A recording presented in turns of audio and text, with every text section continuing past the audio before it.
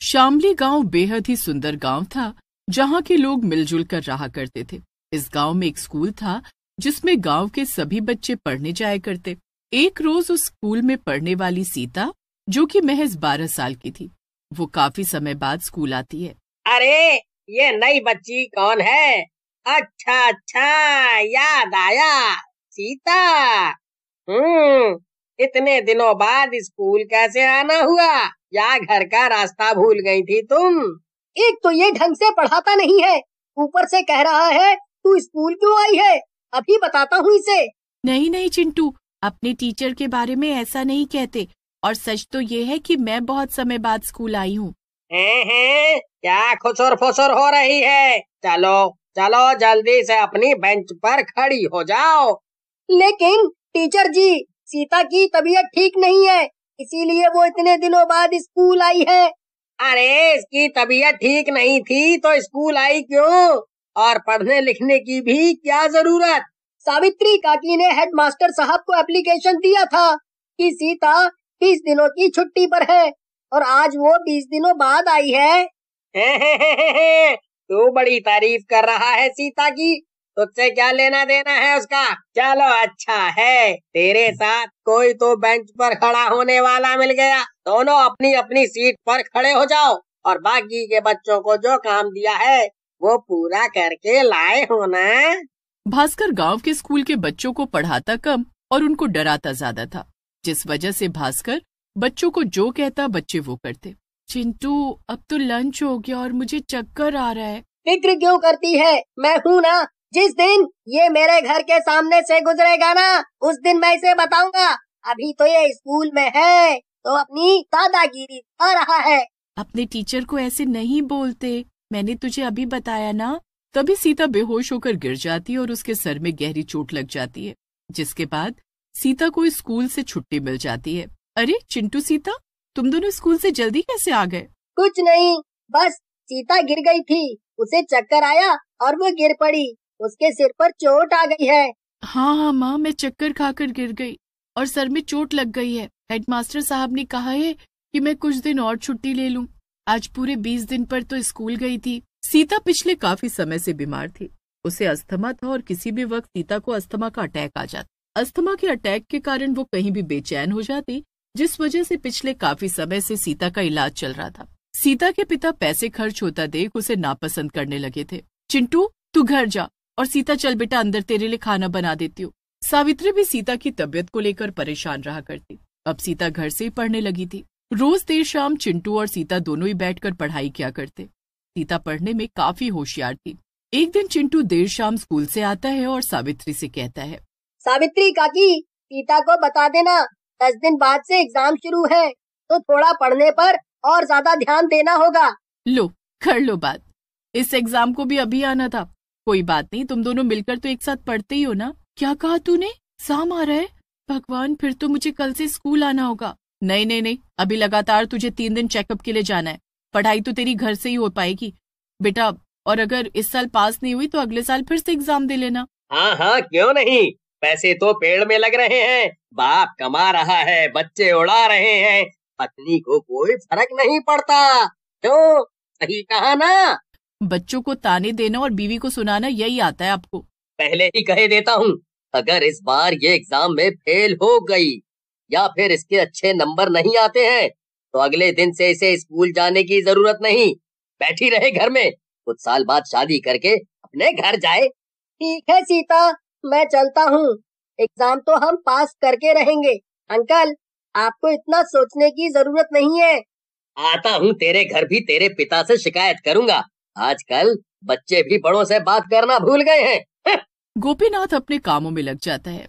इधर सीता देर शाम चिंटू के साथ पढ़ने बैठ जाती है। लगातार वो दिन रात मेहनत कर रही थी।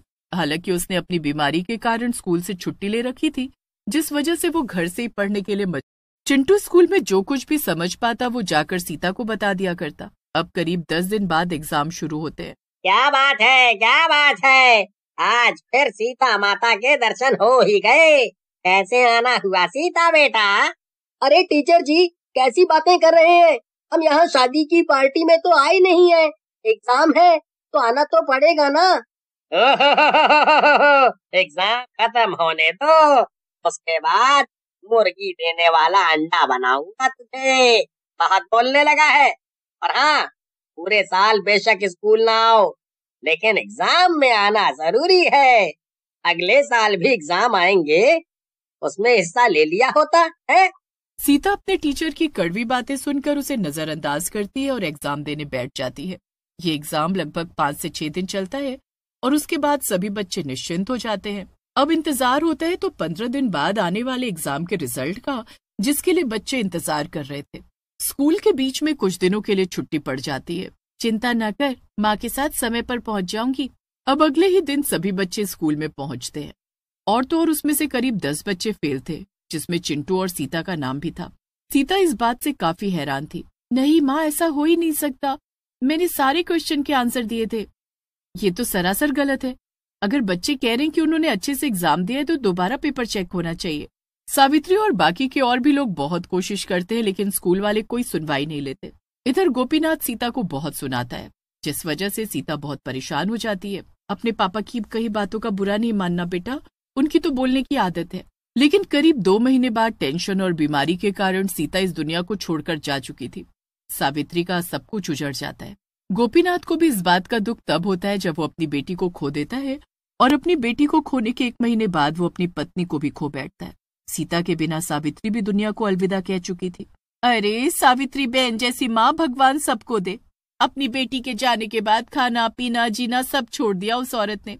तू कह रहा था ना कि तेरे क्लास का टीचर तुम लोग को डराता है।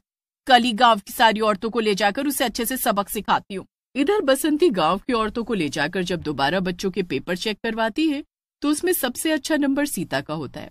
उसके बाद चिंटू भी 2nd नंबर पर आता है। लेकिन उस स्कूल की टीचर भास्कर की वजह से सब कुछ बिगड़ चुका था। लेकिन एक बार फिर उस स्कूल का हेडमास्टर उसे वार्निंग देकर छोड़ देता है। एक रोज शाम के वक्त जब बच्चों की छुट्टी हो जाती है तो भास्कर अकेला बैठा फोन चला रहा था। क्यों, तुझे मुझे घर भेजने की बहुत जल्दी है, लेकिन अब तो घर जा पाएगा या नहीं कैसे पता। इतना सुनते ही भास्कर के हाथ से उसका फोन गिर जाता है। कोई फायदा नहीं, तेरी आवाज बाहर तक नहीं जाएगी, सब जा चुके हैं सिवाय तेरे। अब तो तू सीधे परलोक जाएगा। देखो मुझे छोड़ दो, तुम जो कोई भी हो, मुझे छोड़ दो। तुझे छोड़ तो दूंगी, लेकिन मेरी आत्मा को मुक्ति नहीं मिल पाएगी जब तक मैं तुझे तड़पा तड़पा कर मार न दूं। तुझे पता है मैं कौन हूँ? उस सीता की माँ जिसे तूने बिना पेपर चेक किए फेल कर दिया था। लेकिन कारण पता है तुझे? उसके मरने का कारण तू है। उसने अपनी डायरी में लिखा था कि उसका टीचर स्कूल के बच्चों को पढ़ाता नहीं डराता है। तो आज तुझे डरता हुआ देख बहुत अच्छा लग रहा है मुझे। चलो जल्दी से ब्लैक बोर्ड पर जो कुछ मैंने कहा है अपने हाथों से लिख दो, वरना मजबूरन मुझे तुम्हें मार कर खुद ही ये सब लिखना होगा। भास्कर डरते डरते ब्लैक बोर्ड पर चुड़ैल की कही हुई बातें लिख देता है। वो बहुत डरा हुआ था, लेकिन कुछ कर नहीं सकता था। जैसे ही भास्कर बोर्ड पर चुड़ैल की कही हुई बात लिखता है, चुड़ैल उसे मार डालती है। और अगली सुबह जब स्कूल खुलता है तो लोग हैरान रह जाते हैं और गांव में ये बात आग की तरह फैल जाती है कि स्कूल के टीचर भास्कर ने खुदकुशी कर ली। भगवान इस टीचर की आत्मा को शांति दे, काम का ना काज का, दुश्मन अनाज का। जरूर इसे सावित्री काकी ने मारा होगा, मैंने उन्हें कल स्कूल में देखा था। क्या बड़बड़ा रहा है, चल अब घर, आज तेरी छुट्टी। उस दिन सारे बच्चों की छुट्टी हो जाती है और सबको यही लगता है कि सचमुच भास्कर ने आत्महत्या की है। सुरेंद्र नाम का एक आदमी था जिसका शराब का ठेका था। सुरेंद्र के ठेके पर रोज काफी सारे शराबी आते थे, लेकिन एक आदमी था जो कि हर रोज ही आया करता था। उसका नाम था गुज्जू। गुज्जू बहुत बड़ा शराबी था और उसकी पत्नी उसकी हरकतों से बड़ी परेशान थी। एक दिन गुज्जू अपने रोज के समय पर सुरेंद्र के ठेके पर आया। नमस्कार सुरेंद्र भैया। तुम तो नियम के बड़े पक्के हो गुज्जू। कुछ भी हो जाए तुम रोज शाम 7 बजे यहाँ आ ही जाते हो। अब क्या करे भैया, आदत ही ऐसी लगी है। देखना गुज्जू, जरा संभल के रहना। सुना है कि तुम्हारी पत्नी तुमसे बहुत परेशान है, कहीं किसी दिन तुम्हारी पिटाई ना कर दे। अरे नहीं नहीं, वो तो बस चिल्लाती ही रहती है, वो कुछ कर नहीं सकती। खैर लाइए, आप मुझे मेरी शराब की बोतल दे दीजिए, फिर मैं चलूं। गुज्जू शराब लेकर वापस घर की तरफ चल पड़ा, लेकिन घर पहुंचने से पहले वो एक पेड़ के नीचे बैठ गया और शराब पीने लगा। अगर इस बोतल को लेकर मैं घर गया तो पहले रानी मुझसे बहुत लड़ेगी। ओहो, फिर तो सारा मजा ही किरकिरा हो जाएगा। पहले यहीं बैठकर इसे पी लेता हूँ, फिर आराम से घर जाऊंगा। वैसे भी उसके बाद मुझे रानी की किचकिच से ज्यादा कोई फर्क नहीं पड़ेगा। गुज्जू वहीं बैठकर शराब पीने लगता है और काफी नशे में हो जाता है। उधर रानी काफी देर से गुज्जू के घर आने का इंतजार कर रही थी, और जब काफी रात हो जाती है तो रानी उसे ढूंढने निकल पड़ती है। इस आदमी ने तो मेरी जिंदगी बर्बाद कर रखी है, अब इतनी रात गए मैं इस शराबी को ढूंढती फिरूं। थोड़ी देर यहाँ वहां ढूंढने के बाद रानी को गुज्जू पेड़ के पास पड़ा मिलता है। रानी गुस्से में आकर उसे उठाती है और कहने लगती है, अरे अरे अरे, यहाँ क्यों पड़ा है शराबी? इससे अच्छा तो किसी नदी में कूद जाता, कम से कम मुझे तुमसे छुट्टी तो मिलती। गुज्जू बेहोशी की हालत में था और रानी की कही कोई भी बात उसे समझ नहीं आ रही थी। अरे छोड़ मुझे पागल औरत, जब देखो तब आ जाती है मेरी बेइज्जती करवाने। क्या चुपचाप जाकर घर में बर्तन मांज, समझ आया कि नहीं? यहाँ 4 लोगों के सामने मेरी नाक मत कटवा। अच्छा ऐसी बात है तो ठीक है, जा रही हूं मैं घर, तुझे यहीं छोड़कर। एक पूरी रात सड़क पर बिताएगा ना, तब अकल ठिकाने आएगी। गुज्जू रानी की बात को अनसुना कर देता है और वहीं सड़क के किनारे पड़ा रहता है। रानी भी उसे छोड़कर वापस घर चली जाती है।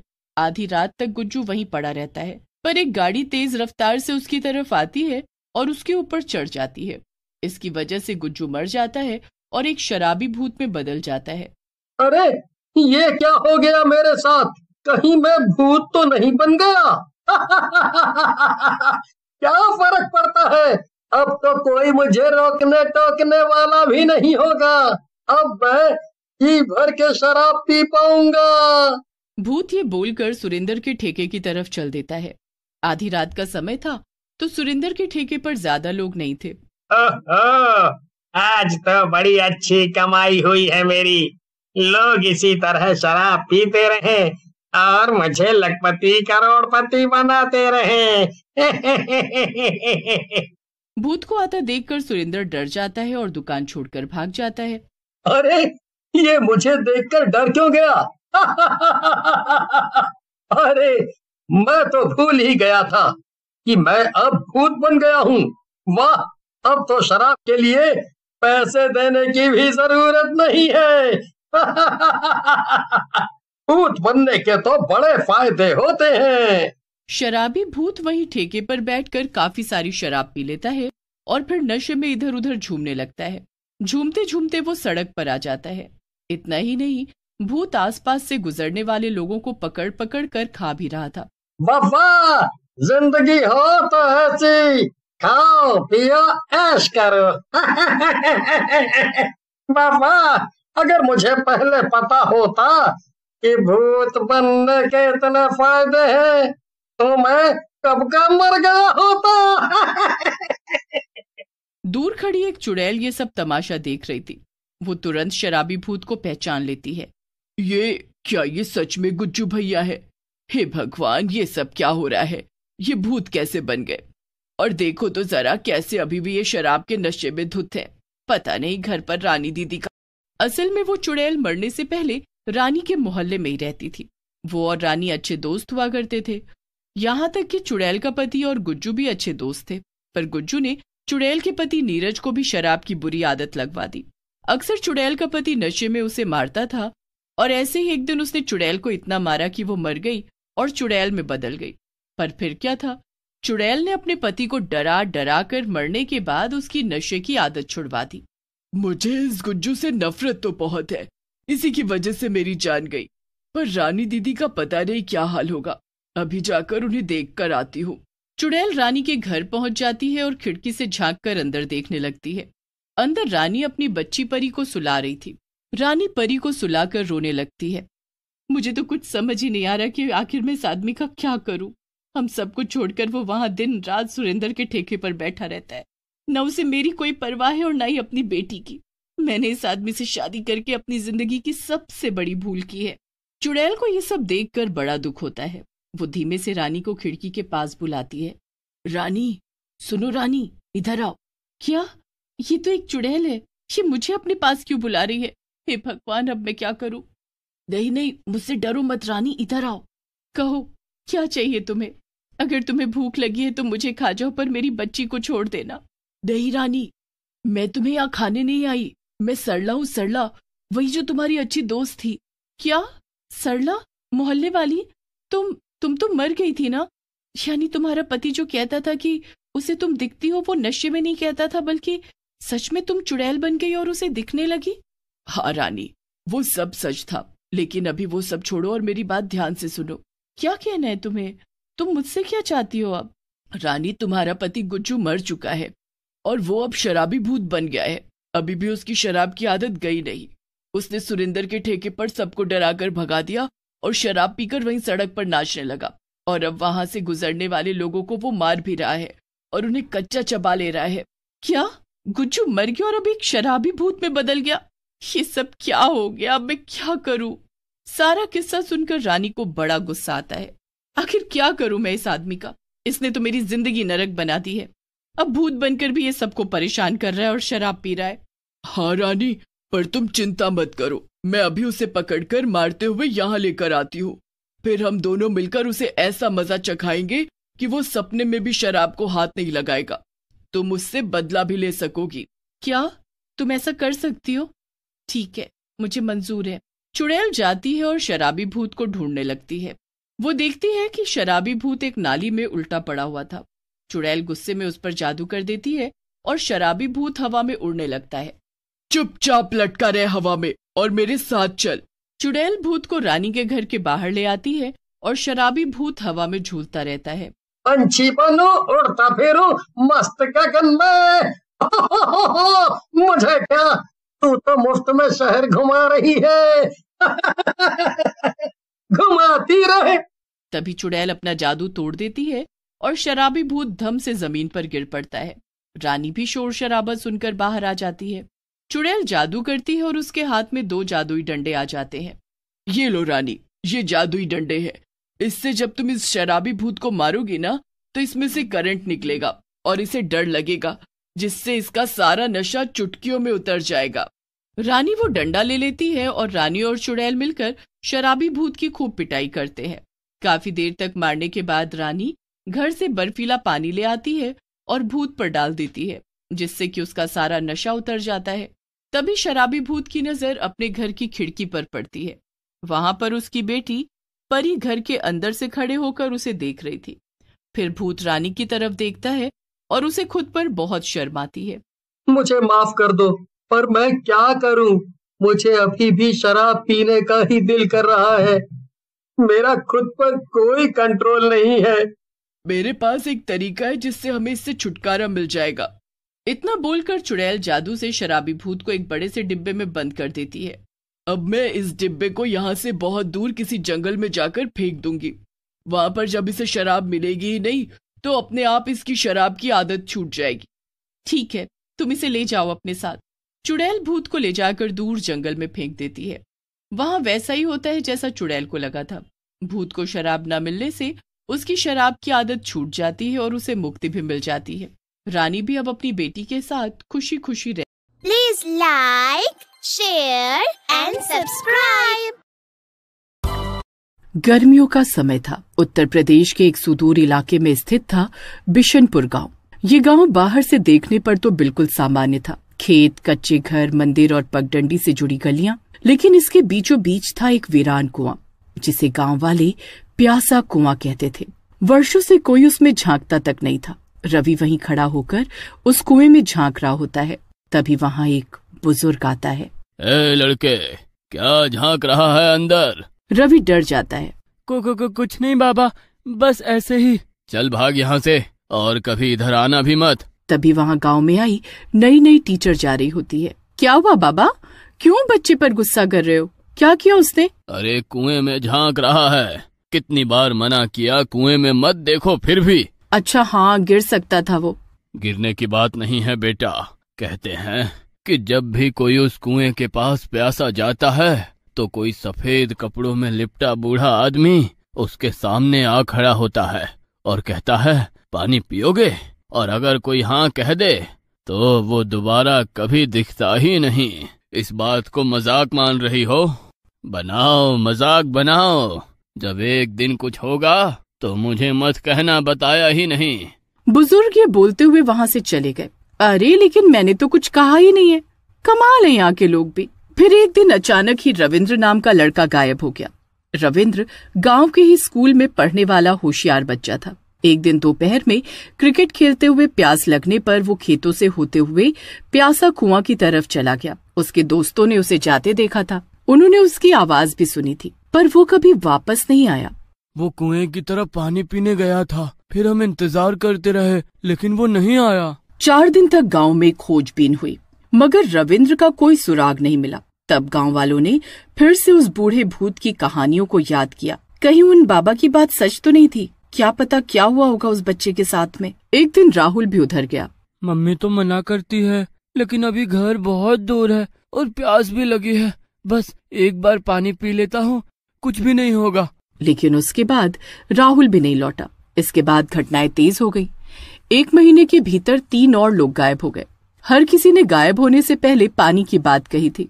मैंने कहा था, लेकिन मेरी यहाँ सुनता ही कौन है। गांव में हलचल मच गई। लोग कुएं के पास जाना तो दूर, उसका नाम लेने से भी डरने लगे। बच्चे डर के मारे शाम से पहले ही घर लौट आते। स्कूल बंद हो गया और हर शख्स किसी अनहोनी की आशंका में जीने लगा। बिशनपुर में गर्मियों की छुट्टियों में एक नया लड़का आया, अर्जुन, जो लखनऊ का रहने वाला था। वो अपने मामा के यहाँ गर्मियां बिताने आया था। अर्जुन साहसी था, शहरी लड़का था और डर की कहानियों को सिर्फ मनगढ़ंत किस्से मानता था। जब उसने गांव में रविंद्र और अन्य लोगों के गायब होने की बात सुनी तो उसकी रुचि बढ़ी। उसने मामा से पूछा, मामा ये सब लोग कुएं के पास क्यों गए थे और वहाँ क्या खास है? मामा ने गुस्से में कहा, उस कुएं के बारे में मत पूछ अर्जुन, वो जगह अब शगुनी है। जो वहाँ गया वापस नहीं आया। पर अर्जुन को अब और भी ज्यादा जानना था। अर्जुन ने एक रात अपने दोस्त दीपक और छोटू के साथ तय किया कि वे कुएं तक जाएंगे और सच्चाई जानेंगे, और रात 11 बजे चुपचाप घर से निकले। खेत पार करते हुए वे कुएं के पास पहुँचे। यहाँ तो कोई नहीं है। कुएं के पास हवा अचानक ठंडी हो गई। चारों तरफ सन्नाटा था, जैसे कुछ देख रहा हो। तभी अर्जुन ने देखा, एक बूढ़ा आदमी सफेद धोती कुर्ता पहने कुएं के पास खड़ा था। उसने धीमी आवाज में कहा, पानी पियोगे? अर्जुन और उसके दोस्त स्तब्ध रह गए। दीपक और छोटू तो डर के मारे उल्टे पांव भाग गए, मगर अर्जुन कुछ पल वहीं खड़ा रहा। लेकिन जैसे ही बूढ़े ने उसकी ओर एक और कदम बढ़ाया, अर्जुन की हिम्मत जवाब दे गई और वो भी भाग निकला। सुबह गांव में खबर फैल गई कि अर्जुन और उसके दोस्त कुएं तक गए थे। सभी घरों में डर और नाराजगी थी। अर्जुन के मामा ने उसे बहुत डांटा, पर अर्जुन डरने वाला नहीं था। वो अब जान चुका था कि वो भूत असली था। मगर वो कौन था? वो पानी ही क्यों पिलाता था? और जो लोग पानी पीते हैं वे कहाँ जाते हैं? उसने तय किया कि अब वो पीछे नहीं हटेगा। अर्जुन अपने मामा के घर में एक दिन पुरानी चीजें खोज रहा था। छत पर रखी एक लोहे की संदूकची में उसे एक फटी पुरानी, उस पर लिखा था, बिशनपुर जल सेवक, सन 1947। डायरी का पहला पन्ना पढ़ते ही अर्जुन की रूह कांप गई। उसमें लिखा था, मुझे पानी पिलाना अच्छा लगता है। गर्मियों में हर राहगीर को पानी देना मेरा धर्म है। पर एक दिन मैंने पानी में गलती से कुछ ऐसा मिला दिया जिससे रामलाल की बेटी नहीं बची। अब लोग मुझसे डरने लगे हैं। अच्छा तो ये बात है। उसने भागकर अपने दोस्त दीपक को भी बताया। क्या सच में? गांव वालों ने लक्ष्मी चंद को जहर देने का दोषी मानते हुए उसे पीट पीट कर मार डाला। गुस्से में उसे कुएं में फेंक दिया गया। उस दिन के बाद वो कुआं प्यासा कुआं कहलाने लगा। और क्या लिखा था उसमें? डायरी में आखिरी पंक्तियां थी। उसमें लिखा था, मैं मर गया हूँ पर मेरी आत्मा प्यासों को पानी देने अब भी आती है, पर जो पिए वो मेरे साथ चला जाता है। अर्जुन ने ये बात अपने मामा को बताई। पहले तो वो आश्चर्यचकित हो गए कि ये डायरी पहले उन्हें क्यों नहीं मिली। ये सिर्फ आत्मा नहीं, एक अधूरी आत्मा है जिसे समाज ने मार दिया, पर उसका कर्म अधूरा रह गया। खैर, हमें इससे दूर ही रहना चाहिए। लेकिन अर्जुन ने तो योजना बना ली थी। अगली रात पूर्णिमा की थी। वो उस रात कुएं पर लक्ष्मीचंद की डायरी और चंद फूल चढ़ाकर उसकी आत्मा से बात करने जाएगा, परंतु वो पानी नहीं पिएगा, चाहे कुछ हो जाए। वो जानना चाहता था, क्या भूत सिर्फ पानी पिलाना चाहता है या उसके पीछे कोई और अंधेरा रहस्य है? वो डायरी, फूल और गंगा जल लेकर चुपचाप कुएं की ओर बढ़ा। कुएं के पास पहुंचते ही उसे हल्की सी सिसकियों की आवाज सुनाई दी। सफेद कपड़ों में वही बूढ़ा, झुकी कमर, पिचकी आंखें और कांपते होठों से बोला, पानी पियोगे? लक्ष्मीचंद बाबू, मुझे सच जानना है, क्यों ले जाते हो उन्हें जो पानी पीते हैं? भूत ने सर झुका लिया। क्षण भर बाद जैसे कोई कैद आत्मा टूटे बांध से बाहर निकली। आवाज गूंजने लगी, मैं नहीं ले जाता उन्हें, ये कुआं ले जाता है। लक्ष्मीचंद की आत्मा ने बताया कि जब गांव वालों ने उसे मारा तो मरते वक्त उसने पानी को श्राप दिया। जिसने मेरी सेवा इज्जत नहीं की, अब वो इसी पानी में समाएंगे। पर वो श्राप सिर्फ भावनात्मक था। असल में कुएं में एक और आत्मा बस गई थी, जल पिशाच, जो मृत्यु से पैदा हुई नकारात्मक ऊर्जा से पनपा था। अब जब भी कोई व्यक्ति हाँ कहता, लक्ष्मीचंद तो बस पानी देता, लेकिन असली हमला कुएं के भीतर से आता। पिशाच की आत्मा उसे खींच लेती। तो मतलब आप लोगों को नहीं मारते हो? नहीं, मैं तो बस पानी पिलाता हूँ, मारता तो ये कुआं है सबको। अर्जुन ने फैसला किया कि अब ये खेल खत्म करना होगा। उसने गंगा जल कुएं में छिड़का और लक्ष्मीचंद की डायरी को अग्नि में समर्पित कर दिया। तभी आसमान में गड़गड़ाहट हुई और कुएं से एक आकृति निकली। यही है वो जल पिशाच। अर्जुन ने शुद्ध मंत्रों का जाप शुरू किया जो उसने एक तांत्रिक से सीखा था। पिशाच तड़पने लगा और तभी लक्ष्मीचंद की आत्मा ने अर्जुन की आंखों में देखकर कहा, अब समय है मुझे जाने का, धन्यवाद बच्चे। एक तेज रोशनी हुई। भूत, जल पिशाच, कुआं सब शांत हो गया था। सबको पता चला तो सुबह गांव वाले देखकर हैरान रह गए। प्यासा कुआं सूख गया था। लोगों को समझ नहीं आया, मगर अर्जुन जानता था कि जल पिशाच अब नहीं रहा। बेटा, तू ठीक है ना? मैंने मना किया था ना तुझे। मैं ठीक हूँ मामा। उस दिन के बाद गांव में कोई गायब नहीं हुआ। मवेशी लौट आए। रविंद्र, सूरज और अन्य जो गायब हुए थे उनके बारे में कोई सुराग नहीं मिला, मगर गांव वालों ने मान लिया कि ये सब श्राप के कारण हुआ था। अर्जुन का गांव में नाम हो गया। लोग उसे छोटा तांत्रिक कहकर सम्मान देने लगे, पर अर्जुन के मन में हमेशा एक सवाल रहा, क्या वाकई वो आत्मा मुक्त हो गई या बस दब गई? वह लौट गया लखनऊ, मगर डायरी की एक आखिरी पंक्ति उसके जहन में अटकी रह गई थी, जो उस रात दिखी नहीं थी। 1 साल बाद बिशनपुर के स्कूल में एक नया जल सेवक आया।